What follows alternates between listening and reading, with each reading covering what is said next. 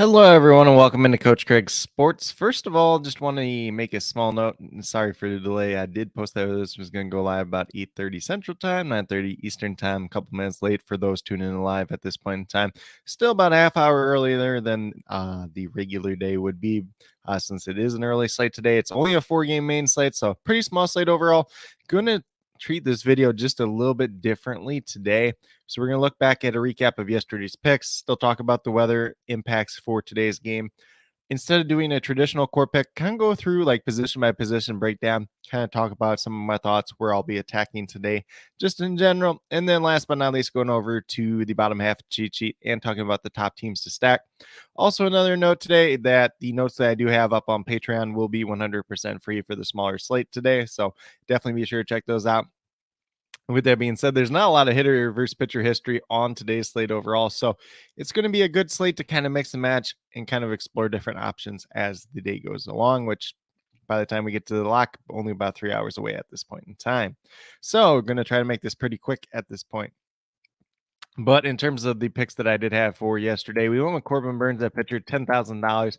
Got the 34 points, did give him a push yesterday. He got the quality start. He did not get the win, unfortunately. They lost 3-0. So that was a little bit unfortunate there. If he gets the win, he's at 40 points and would have been exactly what we're looking for at the bare minimum. But he was the 8th overall pitcher on yesterday's slate. Not anybody that really helped our lineup, but not anybody that hurt it at the same time. Jose Abreu at $2,400 got to 6.5 points. So to give him a push yesterday was not anybody that really helped us, but not anybody that hurt us at the same time. Then at third base at $2,800, we had Alex Bregman. He got to 40.6 points. He was a hit. He was the top third baseman and also the top overall hitter on yesterday's slate. So he was a really good pick.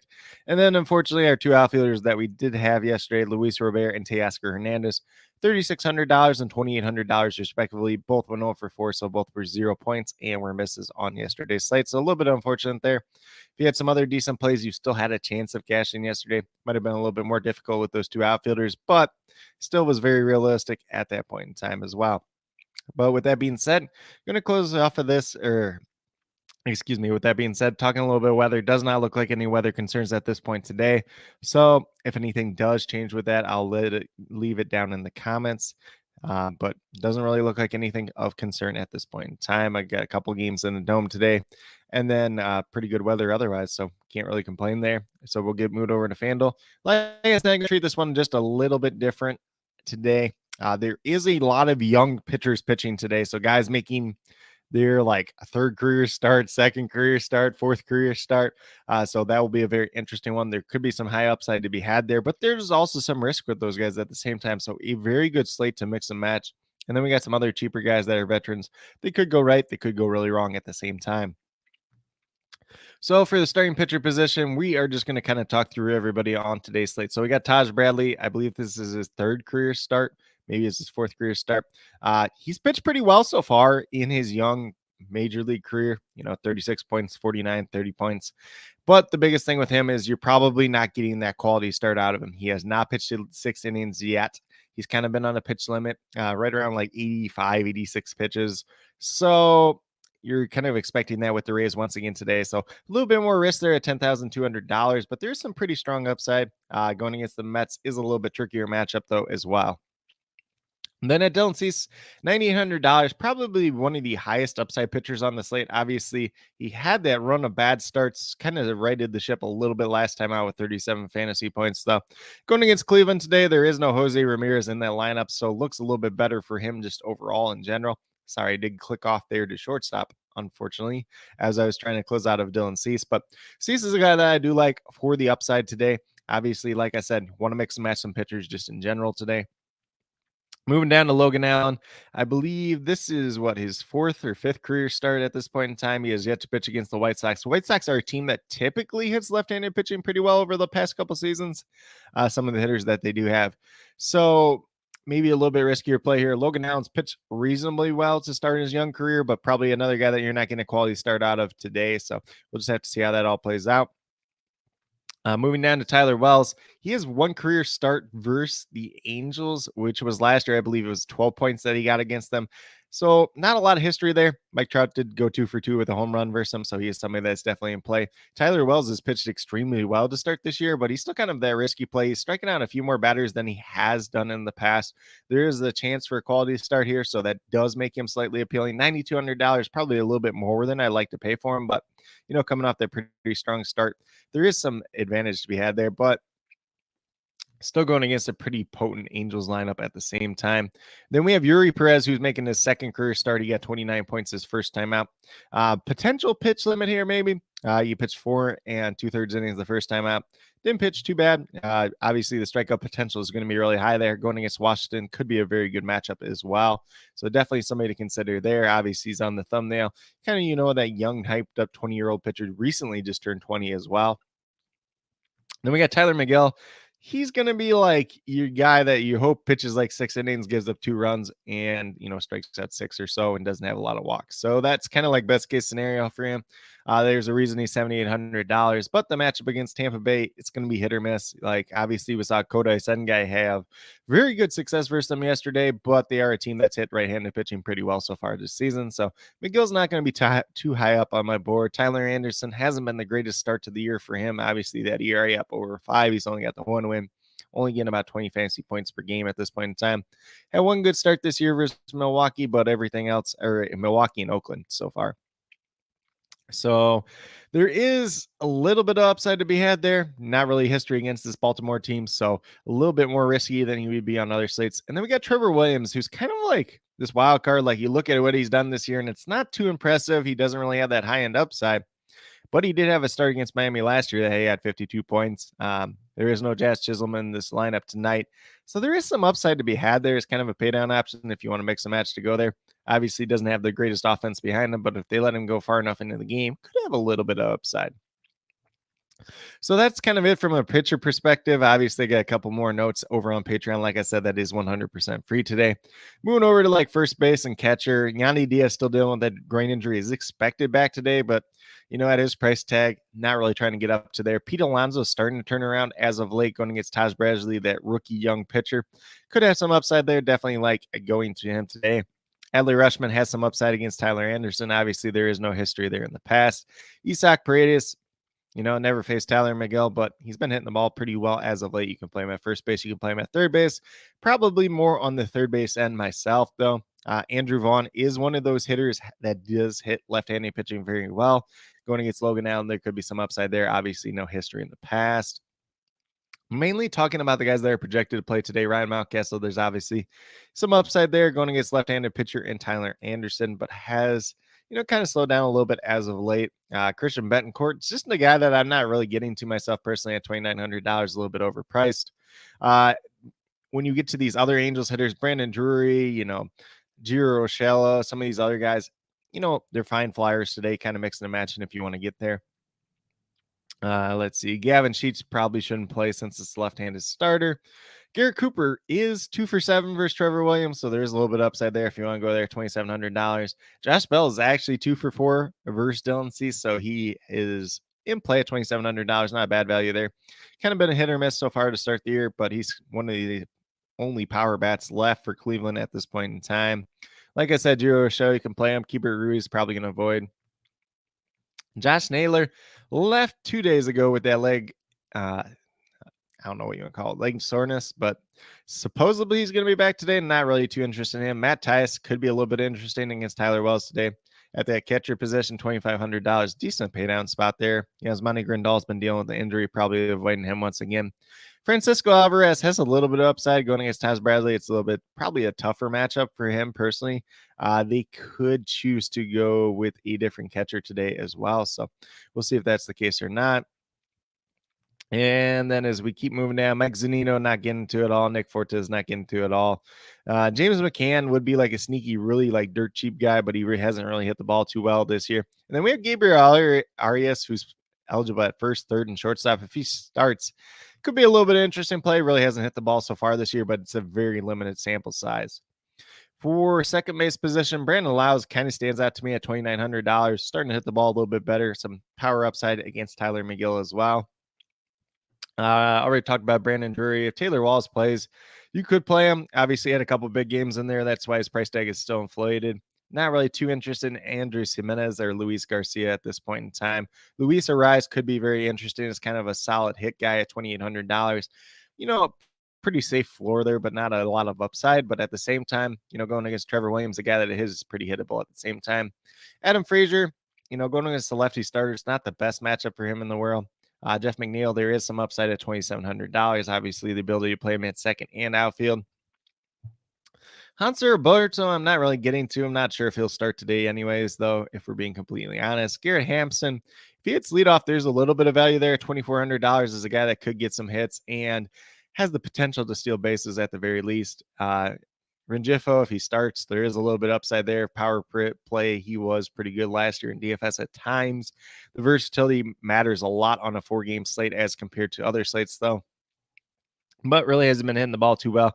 Ildemiro Vargas and really not getting to if he even ends up starting today. And then that's pretty much it from second base perspective. Obviously, being the day games, you'll always get some of those starters or some of these guys that come in real cheap that are not expected to start, but we're just going with the guys that are expected to start at this point in time.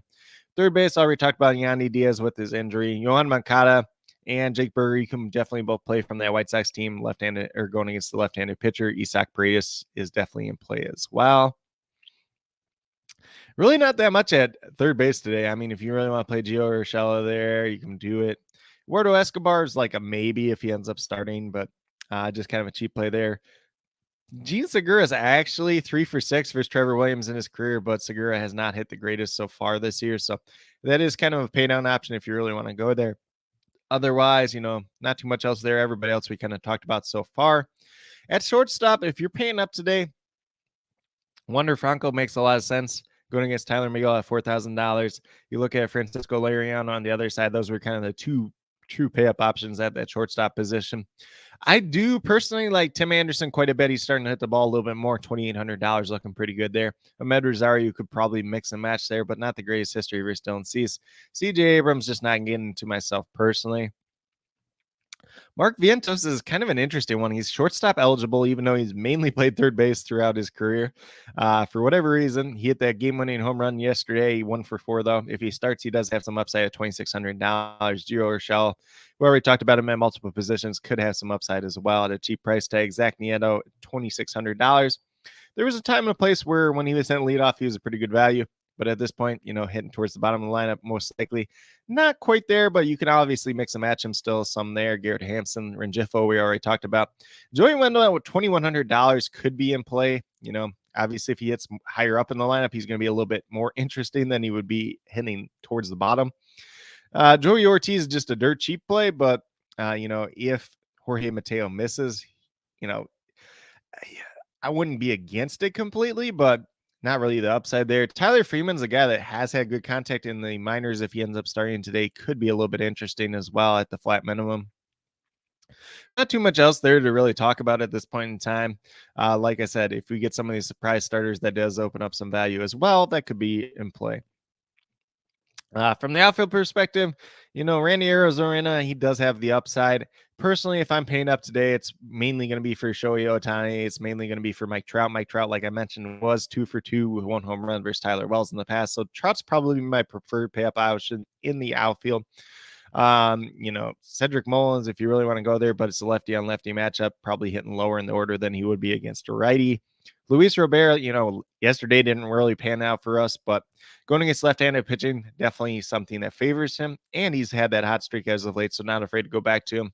Jorge Soler's really been hitting the ball really well as of late, so don't have a problem getting to him. Hunter Renfroe, more of, kind of a dart throw play. Same thing with Jose Siri. Brandon Nimmo, kind of a safe play today. Harold Ramirez, there's a little bit of upside to be had there. I don't love his price tag, if I'm being completely honest. Anthony Santander has been hitting the ball a little bit better as of late, so do have some interest in him just in general. Stephen Kwan, mainly a hit machine, some stolen bases if you really want to get there. Not the greatest history versus Dylan Cease, though. Lane Thomas, probably not getting to. Mainly just going to highlight the guys that I'm going to get to the most today. We'll get a little bit of Taylor Ward. We'll see where he bats in that Angels lineup tonight. Could be a little bit upside versus Tyler Wells, but Wells is pitching better as of late. Maybe a little bit of Alex Call here and there. It just kind of depends on where he ends up in the order. Austin Hayes at $2,700 since he's come back from injury is somebody I have quite a bit of interest in. Starling Marte at $2,700 starting to turn it around as well, so do have some interest there.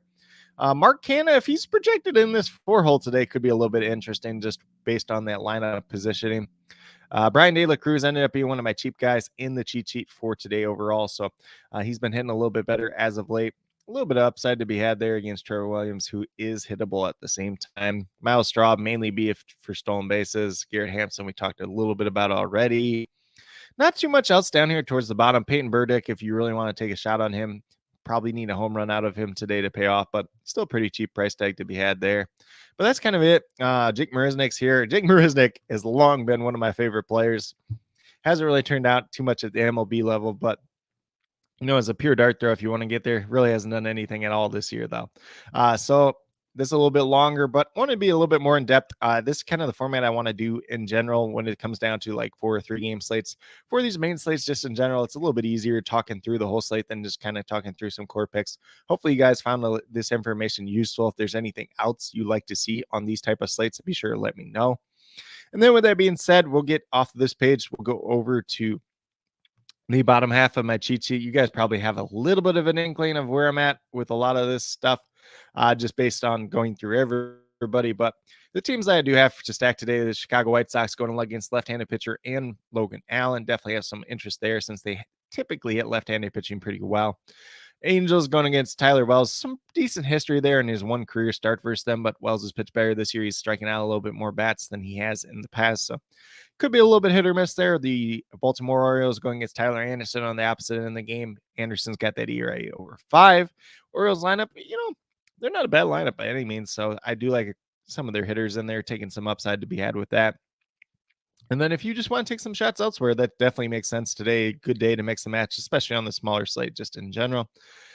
Typically, these smaller slates are either ones that I play lighter or I like to, 50 max or 20 max, 150 max, stuff like that, just to get as much exposure, because at the same time, there's a little bit less variance. There's a higher chance of you getting that first place victory. There's also a higher chance that you tie with people on these smaller slates as well. But at the same time, might as well maximize your odds on some of these, especially on these days where we have a lot of randomness to it, especially with a lot of young pitchers just in general.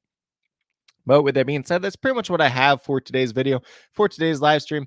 If you guys have any questions whatsoever, feel free to drop them down in the comments and I'll get back to you as quickly as possible. I'll try to get as many starting lineups in there as well. I'm going to jump over to RotoWire too, just while I'm speaking of that, see if we have any starting lineups at this point in time, since some of these games are starting rather early.